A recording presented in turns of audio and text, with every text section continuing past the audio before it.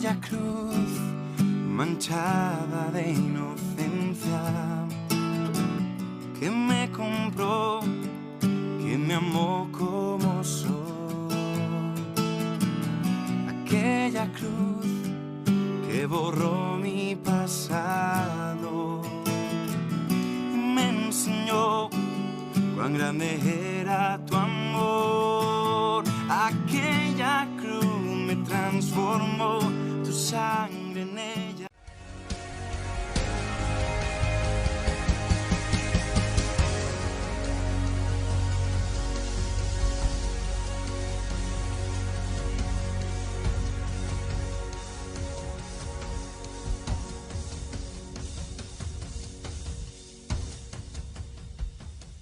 Cordial saludo para todos los que hoy están conectados a través de nuestras redes para recibir la preciosa enseñanza de la palabra de Dios, nuestras clases bíblicas Caminando con Jesús, mis primeros pasos con Jesús. Este discipulado precioso, le felicito por continuar perseverando en el crecimiento y edificación de su fe. Los que han venido siguiendo la secuencia, a esta altura hemos visto ya 10 lecciones y hoy vamos a ver la número 11. No sé si recordarán las lecciones que hemos visto. Vimos la salvación, la Biblia, la oración, la iglesia, el bautismo en agua, la cena del Señor, Dios moldea mi carácter, la comunión. También vimos el ayuno, las sectas y hoy vamos a ver el tema sobre la idolatría. Bienvenidos a este tiempo y vamos a experimentar el crecimiento espiritual y seguimos en esta aventura caminando con Jesús. Acompáñeme. Muy bien, entonces vamos a seguir avanzando hoy en nuestras láminas. Le pido a Multimedia que me ayude, por favor. Sigue adelante y pon tu mirada en Cristo Jesús. Proponemos siempre aprender un texto bíblico, escribir esos textos bíblicos, volverlos parte de la decoración para memorizarlos, para aprenderlos, ponerlos en la sala, en el comedor, imprimirlos, buscar la metodología que más se adapte a su situación, a su entorno, pero la idea es aprendernos los textos bíblicos, al menos un versículo por clase. Hoy propongo este texto no solamente para que lo aprendamos, son varios versículos, sino también como un texto base para la clase de hoy. Dice la palabra de Dios en Deuteronomio 5, 7 al 9. No tendrás dioses ajenos delante de mí. No harás para ti escultura ni imagen alguna de cosa que está arriba en el cielo, ni abajo en la tierra, ni en las aguas, ni debajo de la tierra. No te inclinarás a ellas, ni las servirás, dice la Escritura, porque yo soy Jehová tu Dios, Dios fuerte, celoso, que visito la maldad de los padres sobre los hijos hasta la tercera y cuarta generación de los que me aborrecen. Así que le invito para que usted pueda retroalimentar en casa y aprender estos textos bíblicos. Entonces veamos hoy el tema sobre la idolatría. Es el tema de hoy, la idolatría, y vamos a responder a varias preguntas que nos plantea el tema hoy. La primera pregunta es que podamos responder juntos: ¿qué es la idolatría? ¿Qué es la idolatría? ¿Cómo la podemos definir? Muy bien, la idolatría es la postración, rendición, veneración a un ídolo, sea algo religioso, un bien terrenal. Ejemplo, hay personas que convierten en sus ídolos a la familia, el trabajo, la casa, el vehículo, algunas imágenes, algunas estatuas, fotos. Hay una especie de idolatría moderna, por así decirlo, que hoy es las redes sociales, adicción a ciertos juegos, el enfoque la idolatría que se está dando en torno a los dispositivos móviles, entre otros. Realmente la idolatría es el amor y el fanatismo excesivo a algo o a alguien que se pone por encima de Dios, que se le da un lugar, el primer lugar aún por encima de Dios. Entonces, cuando una imagen, una situación, una cosa me roba el corazón y a eso le invierto todo mi tiempo, todo mi esfuerzo, todo mi dinero, todos mis recursos, es porque es un Dios para mí. Y yo debo entender que el primer lugar en el corazón debe ser para Dios. Así que la idolatría o un ídolo, en este caso, es una representación de una deidad o una divinidad falsa, la cual toma el lugar de Dios en el corazón del hombre. Y recordemos que todo aquello que toma el lugar de Dios en el corazón del hombre es un ídolo o es una práctica de idolatría. Para reflexionar, podríamos pensar, ¿qué cosas estoy convirtiendo en mis ídolos? ¿Mi corazón está primeramente para Dios? ¿O tengo otras cosas, otros amores, otro tipo de situaciones a las que me he aferrado y las he convertido en un Dios? Hay gente, por ejemplo, que no puede vivir un día sin su celular. Otros están adictos a videojuegos en línea y no pueden dejar de jugarlos. Otros han hecho de su trabajo su ídolo. Todo es su trabajo, aún descuidando su familia. Otros, un familiar o su familia se ha convertido en el ídolo porque está en primer lugar y le ha robado el lugar a Dios. Volvamos al diseño de Dios, donde el primer lugar en nuestro corazón y la adoración exclusiva de parte de nosotros es para Dios. También podemos responder a la pregunta, ¿por qué la idolatría? ¿Por qué el hombre se inclina a vivir, a practicar la idolatría? Recordemos que el hombre siempre ha querido llenar ese vacío espiritual y buscando llenar ese vacío, equívocamente lo hace a través de esta práctica abominable. Fuimos creados por Dios a su imagen y semejanza. Por tal razón, somos seres espirituales. Aún el ateo batalla diciendo que no cree en un Dios que nosotros sí creemos. Y esa apología de lo espiritual es nada más ni nada menos cómo satisfacer su necesidad espiritual, haciendo una negación de aquello que para él no existe, pero que invierte tiempo diciendo que no existe, por ejemplo. Entonces, por esa causa vemos tantas prácticas diversas en el mundo de idolatría, porque el hombre buscando llenar el vacío espiritual cae en prácticas que son abominables como la idolatría. Hablemos un poco del origen de la idolatría. Entonces, cuando hablamos del origen de la idolatría, tenemos que recordar algunos episodios que nos relata la palabra del Señor. Podemos ver que la idolatría se inició, se dio comienzo en la eternidad. En el momento en que Luzbel, que era el nombre de lo que hoy conocemos como Satanás, se amó a sí mismo y se amó más de lo que debería amar a Dios y quiso ser más que Dios y se llenó de orgullo su corazón. Muchos ángeles que servían a Dios también se unieron a esa rebelión de Luzbel y fueron expulsados, despojados de su lugar de gloria, de autoridad, y fueron desechados de la gloria de Dios y se convirtieron en lo que hoy se conoce como demonios. Pero recordemos que tanto la decisión de Luzbel como de estos otros ángeles fue una decisión voluntaria. Dios respetó esa decisión, pero a la vez la condenó. Y esto nos abre un panorama que no todo lo que Dios respeta lo aprueba. Entonces nosotros tenemos el libre albedrío, la libre capacidad de tomar decisiones, y con ese libre albedrío nosotros tomamos decisiones. Y Luzbel, por ese libre albedrío, tomó la decisión de amarse a sí mismo y de querer ser superior a Dios. Se llenó de orgullo su corazón.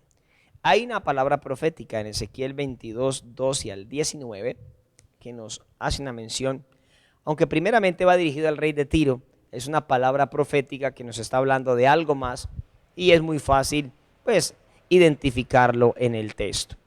Mira lo que dice: hijo de hombre, hablando del profeta Ezequiel, le están hablando, levanta endechas sobre el rey de Tiro y dile, así ha dicho Jehová el Señor: tú eras el sello de la perfección, lleno de sabiduría y acabado de hermosura. Sigamos, por favor. En Edén, en el huerto de Dios, estuviste. Pues es claro que el rey Tiro no estaba allí en el huerto de Edén, en el huerto del Edén. De toda piedra preciosa era tu vestidura, de cornerina, topacio, jaspe, crisólito, berilo, ionice, de zafiro, carbunclo, esmeralda y oro, y los primores de tus tamboriles y flautas estuvieron preparados para ti en el día de tu creación.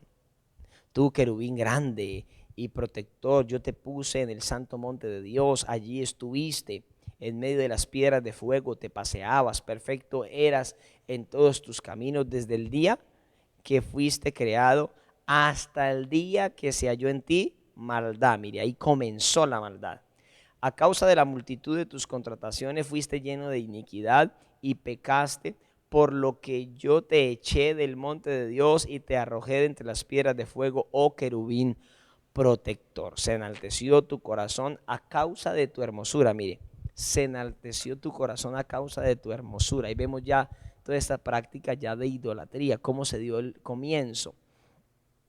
Corrompiste tu sabiduría a causa de tu esplendor. Yo te arrojé por tierra delante de los reyes, te pondré para que miren en ti. Con la multitud de tus maldades y con la iniquidad de tus contrataciones profanaste tu santuario. Yo pues saqué fuego de medio de ti, el cual te consumió, y te puse en ceniza sobre la tierra a los ojos de todos los que te miran. Y mira lo que dice el siguiente versículo: todos los que te conocieron de entre los pueblos se maravillarán sobre ti. Espanto serás y para siempre dejarás de ser.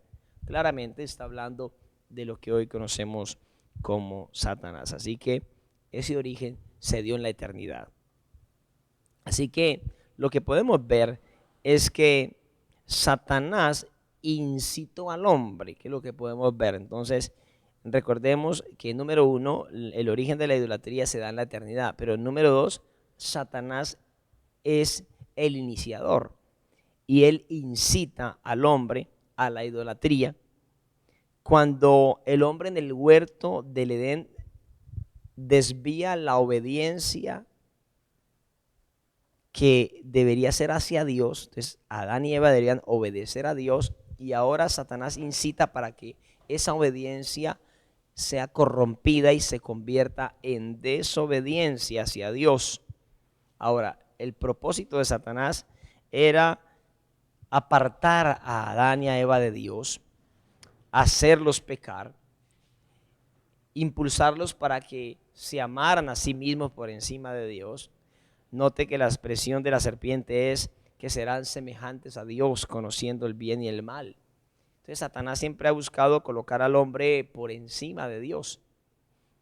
Y ese fue el suceso en el huerto del Edén, que el hombre desobedeció.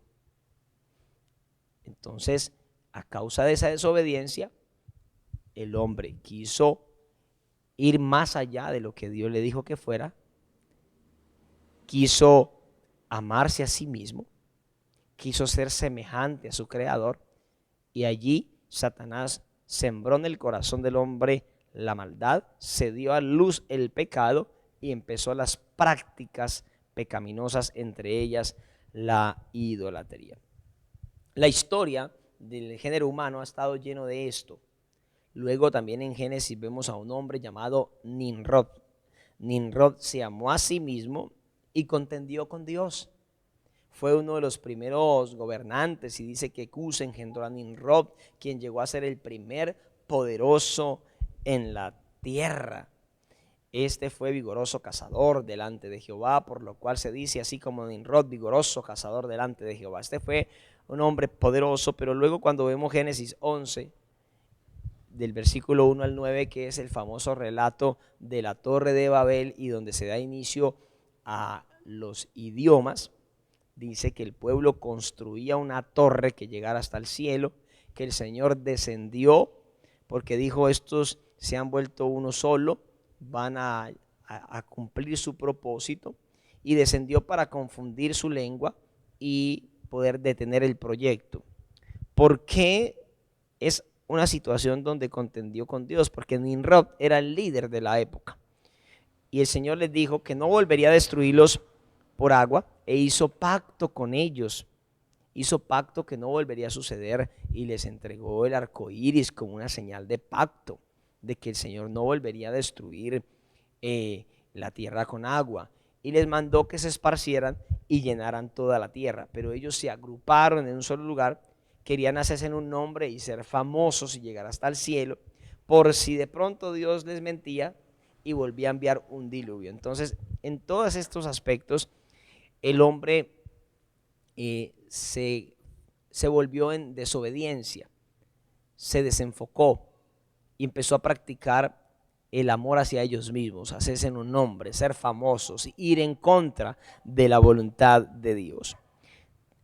Luego encontramos también que la familia de Jacob adoró dioses y que el Señor le pide a Jacob que suban a Betel, que construyan un altar, pero que quiten los dioses que hay en medio del pueblo. Ahí van a estar rotando los versículos, que quiten esos ídolos. Y efectivamente la familia de Jacob saca los dioses, ellos mudan sus vestidos, se santifican, pero los esconden y van a levantar altar a Dios. Eso me muestra que la familia practicaba la idolatría. Y posteriormente Israel fue llevado a cautiverio por los asirios y por los babilónicos a causa de su idolatría, porque la sacaron de sus enseres, pero no la sacaron del corazón. Y es importante, cuando yo identifico idolatría, poder sacarla del corazón. No es que, ay, yo tengo esta estatua, yo tengo este cuadro, yo tengo este amuleto, lo voy a quitar. Sí es importante sacarlo, pero primero tiene que sacarse del corazón para que haya una limpieza profunda realmente de la idolatría. Luego, en Éxodo 32, 1 al 6, Israel adora a un becerro de oro, y después de que Dios los ha sacado con señales, milagros y prodigios, ahora ellos dicen que ese becerro de oro lo sacó de Egipto. Cuando Moisés se fue a la montaña, estuvo ayunando allí 40 días y 40 noches, y en solo 40 días Israel se corrompió y empezó a adorar ídolos. En este caso, un becerro de oro, una imagen de las que ya el Señor había prohibido que no se hiciese ninguna imagen ni se le rindiera adoración. Esos son ejemplos para darnos cuenta que a lo largo de la historia el hombre siempre ha buscado cómo practicar la idolatría. Y hoy pues hay un sinnúmero de sectas falsas, de prácticas mentirosas, de religiones que su centro es la idolatría, que están adorando todo el tiempo ídolos falsos, estatuas, imágenes y otras cosas en diversas religiones del mundo, buscando que el hombre esté enceguecido en esta práctica. Pero ¿por qué Satanás insistiría tanto en que el hombre practique la idolatría? ¿Cuáles propósitos tendría? Y quiero que miremos esos propósitos. Número 1 es apartar al hombre del conocimiento de Dios. Entonces, cuando el hombre se introduce en la idolatría, él se aparta del conocimiento de Dios. No puede conocer a Dios porque sus ojos están velados, su corazón está entenebrecido. Dice: por tanto di a la casa de Israel, así dice Jehová el Señor, convertíos y volveos de vuestros ídolos, apartad vuestro rostro de todas vuestras abominaciones. Mire, hay un llamado a Israel para que se vuelva de la idolatría. Y el llamado hoy permanece, que el hombre se aparte de toda idolatría. En Isaías 45:20 también dice: reunidos, venid y juntaos todos los sobrevivientes de entre las naciones. Está hablando del pueblo del Señor, de Israel. No tienen conocimiento aquellos que erigen en el madero su ídolo. Miren, no tienen conocimiento aquellos que hacen de la madera o de cualquier material un ídolo, y los que ruegan a un Dios que no salva. Mire esto. Entonces, mientras Satanás tenga cautiva a la gente en la idolatría, la gente no va a poder conocer a un Dios verdadero, poderoso, eterno, que es espíritu y que mandó que no hiciesen imagen de nada ni que le adoraran. Entonces, mire esto tan importante. Otro propósito es desviar el corazón del hombre para que no sirva a Dios. Desviar el corazón del hombre, escuche esto, para que no sirva a Dios. Y tú y yo fuimos creados para servir a Dios. Entonces, quien no sirve a Dios, sirve a otra cosa. Sirve a sí mismo, sirve al pecado, sirve al mundo, sirve a los demonios, sirve a los ídolos, pero no sirve a Dios. Y repito, fuimos creados para servir a Dios, pero cuando el hombre se introduce en la práctica de la idolatría, entonces no puede servir a Dios y sirve a los ídolos. Salmo 106, versículo 19 al 20. Salmo 106, versículo 19 al 20 dice: hicieron becerro de oro en Horeb, que fue lo que mencioné en la lámina anterior. Se postraron ante una imagen de fundición, dice el versículo 19 al 20. Así cambiaron su gloria, hablando de la gloria de Dios, por la imagen de un buey que come hierba. Imagínense. Entonces el hombre a veces rinde culto a cosas que son creación y no al creador. Y así el hombre que practica la idolatría pues no sirve a Dios, sirve a los ídolos. Otro propósito del enemigo al querer que el hombre practique la idolatría es es enceguecer y confundir, generar confusión, generar ceguera espiritual. Y en el Salmo 115, versículo 1 al 8, nos habla, y sobre todo de versículos ya más o menos como el 3 en adelante, nos dice que los ídolos no muestra que no tienen poder, dice que tienen ojos y no ven. Adelante un poquito el versículo, hijo, hasta que encontremos acá en multimedia. Sigue, versículo 4. Ahí, en el versículo 4 ya empieza a especificar. Dice: los ídolos de ellos son plata y oro, obra de manos de hombres. Siguiente versículo, versículo 5. Tienen boca, mas no hablan. Tienen ojos, mas no ven. Orejas tienen, mas no oyen. Tienen narices, mas no huelen. Mire, manos tienen, mas no palpan. Tienen pies, mas no andan. No hablan con su garganta. Semejantes a ellos son los que los hacen y cualquiera que confía en ellos. Mire esto tan importante. Entonces, muestra los ídolos y dice: así son, no tienen vida, no ven, no oyen, no hablan, no palpan, no caminan, están muertos, son imágenes. Dice ahora: así son los que los hacen y los que los adoran. Entonces hay un espíritu de confusión, de ceguera, de idolatría, de confusión cuando se practica esta abominación. Entonces mire, qué interesante. Alguien me dijo: pastor, o sea que yo practicaba eso y yo pensando que me acercaba a Dios y me estaba alejando, me estaba encegueciendo, me estaba confundiendo. En lugar de traer bendición, estaba trayendo maldición a mi vida. Sí, eso enseña la palabra del Señor. Pero además de los propósitos podemos avanzar. ¿Qué dice la Biblia sobre la idolatría? ¿Qué más dice la Escritura? ¿Qué podemos decir? Número 1, Dios la rechaza y maldice a quien la practica. ¿Se acuerdan el versículo que leímos al inicio? Dice que esa maldición alcanza a la tercera y cuarta generación de los que le aborrecen. Entonces mire que aquí vamos a ver cómo Dios rechaza y maldice al que practica la idolatría. Y ya nosotros miramos los textos, aunque ahí lo están rodando poco a poco, pero voy a pedir a Multimedia que me ubique Apocalipsis 2:1, Apocalipsis 21:8, porque en Apocalipsis 21:8, que hace ya referencia al Nuevo Testamento, hay una sentencia de condenación, y dentro de esa sentencia de condenación hay un listado, y en ese listado está la práctica de la idolatría. Mire lo que dice: pero los cobardes, incrédulos, los abominables, homicidas, los fornicarios, hechiceros, y ahí aparece, los idólatras y todos los mentirosos tendrán su parte en el lago que arde con fuego y azufre, que es la muerte segunda. Entonces, quien no se arrepiente de estos pecados, quien no se arrepiente de su idolatría, va a traer sobre sí una condenación eterna. Por eso es tan importante revisar qué idolatría tal vez he practicado y arrepentirme para empezar una vida nueva. Si todavía estoy practicando y tengo ídolos, arrepentirme y sacarla del corazón y de mi casa.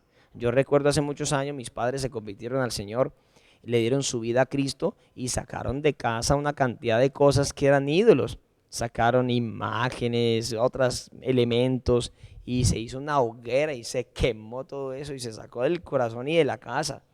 Entonces, ahora, si son de elementos suyos, no va a sacarlos de la abuela que no son los suyos. Si son los suyos y Dios le guía a que ya debe sacar esos ídolos, sácalos.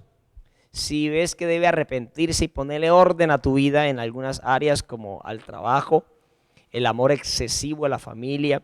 ¿Sabe que hay gente que idolatra a sus hijos o su cónyuge? Sin él no puedo vivir, sin ellos yo no puedo, y es por encima de Dios. Yo he visto hogares en los que Dios, en su santa voluntad, se ha llevado familiares, se ha llevado hijos, porque esa persona, la familia lo convirtió en el centro, el centro. Y resulta que el centro de una familia creyente debe ser Dios, no un familiar, no un hijo. Y debemos tener cuidado con eso. Gente que ha convertido en el centro de su vida los celulares. Gente que ha convertido en el centro de su vida las redes sociales, los juegos, las adicciones. Hay que sacar eso del corazón y cambiar la práctica. Dios debe ser el centro, no ninguna cosa ni ninguna persona, por favor. Entonces es una especie de idolatría que hoy existe. Como el hermanito que pedía oración para que Dios le diera un carro para venir a la iglesia porque caminaba horas. Pero cuando Dios le dio el carro no volvió a la iglesia, y el pastor se lo encuentra luego en la plaza de su pueblo y le dice: venga, ¿qué pasó? ¿Por qué no volvió? Y dijo: ay, pastor, Dios me dio el carro, pero hace 2 años no te veo en la iglesia. Y, ay, pastor, es que ahora los lunes nos vamos de paseo con la familia. Entonces imagínense, mira, la bendición que Dios le dio la convirtió en un ídolo. Y ahora, en lugar de usar la bendición para acercarse más a Dios, lo convirtió en un ídolo que lo apartó de Dios. Entonces tenemos que revisar nuestras vidas y cuidarnos mucho para siempre dar el primer lugar al Señor. Entonces ya vimos también en Apocalipsis, trae la ira de Dios. En Éxodo 32, 8 al 10, lo que pasa es que cuando adoraron el becerro de oro, vino ira de Dios y hubo muerte en el campamento. Número 3, los que adoran imágenes son semejantes a ellos. Ya también leímos el texto en el Salmo 115. Dice que así son los que los hacen y los que practican. ¿Ves? Entonces quedan ciegos, sordos, mudos, muertos en vida, y no pueden cumplir el propósito del Señor. Cuarto, hay una advertencia. Hay un versículo en Isaías que ya está escrito ahí en la lámina y dice: los formadores de imágenes de talla, todos ellos son abominables. Mire cómo son vistos por Dios, son abominables. Los que hacen esas imágenes, miren lo que dice, son abominables, porque hay gente que hace mucha defensa del tema. No, es que es una fotico, es que es un recordatorio. No, nadie ha visto a Dios en su esplendor. De hecho, no tenemos ni siquiera idea de cómo era Cristo físicamente. Lo más cercano es ver un judío hoy, un judío ortodoxo, un judío en sus bases, digamos, más originales. y no es ni siquiera similar al Cristo que nos muestran en las películas de Hollywood. Entonces se ha hecho un ideal incluso de Jesús, ¿sí? Nadie ha visto al Padre en su esencia, Él es espíritu. Entonces, aún así la gente se atreve a crear imágenes, estampillas de Dios, y esto es abominable. Dice: los formadores de imágenes de talla, todos ellos son abominables, llenos de vanidad, y lo más precioso de ellos, mire cómo deteriora la idolatría al hombre. Dice que lo más precioso de un idólatra, dice, para nada es útil. Ellos mismos son testigos para confusión de que los ídolos no ven ni entienden. Mire esto como dice la palabra. Número 5, traerá muerte al hombre, porque la idolatría separa de Dios al hombre, y si no se arrepiente y se convierte a Cristo, pues va a traer condenación eterna, como decía Apocalipsis 21:8. Dice: estos no heredarán el reino de Dios. Es así a grosso modo una caminata por este tema de la idolatría.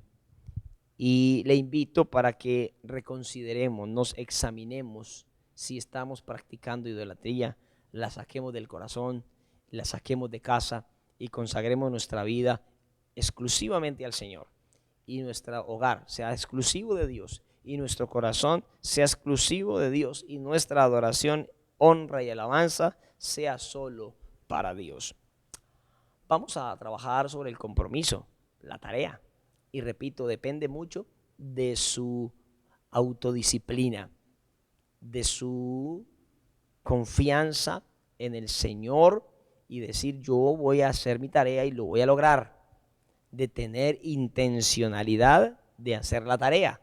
Entonces, a veces los papás se quejan y dicen: este muchacho no hace tareas, pero a veces también cuando nos toca el turno a nosotros no la hacemos, y pues depende de su autodisciplina. El compromiso que usted va a adquirir con Dios es seguir aprendiendo los libros de la Biblia. A esta altura debe saberse todos los libros del Antiguo Testamento, sus nombres: Génesis, Éxodo, Levítico, Números, Deuteronomio, Josué, Jueces, Ruth y así hasta Malaquías. Y también debe saberse ya los 4 evangelios del Nuevo Testamento: Mateo, Marcos, Lucas y Juan. Y ahora queda de tarea esta semana el libro histórico, que es Hechos de los Apóstoles, y las cartas paulinas. Entonces, Romanos, Primera de Corintios, Segundo de Corintios, Gálatas, Efesios, Colosenses, Tesalonicenses 1 y 2, Timoteo 1 y 2, Tito y Filemón. Así que apréndelo esta semana, aprende el versículo, aprende los libros de la Biblia, haz un repaso de la clase y sigue creciendo en esta linda aventura caminando con Jesús. Oremos a Dios para que la idolatría salga del corazón, salga de la familia. Padre, bendigo a cada persona que estuvo en esta linda clase y te pido que desarraigue del corazón toda idolatría, que los corazones y la familia sean consagrados exclusivamente para servir a Dios, para cumplir el propósito en Dios, y toda honra, gloria, adoración y alabanza sea recibida únicamente por el Padre, el Hijo y el Espíritu Santo, nuestra deidad adorable, nuestro Dios trino, eterno, lleno de gloria y de poder. Hoy te reconocemos como Señor sobre todas las cosas y damos toda gloria, honra y adoración solo a ti. Ayuda a mis hermanos a crecer en la fe día a día y a mantenerse firmes en el propósito eterno al cual tú les has llamado. Los pongo en tus manos y los bendigo en Cristo Jesús. Amén. Gracias por estar con nosotros. Un abrazo. Que el Señor les bendiga. Nos vemos en otra clase próximamente.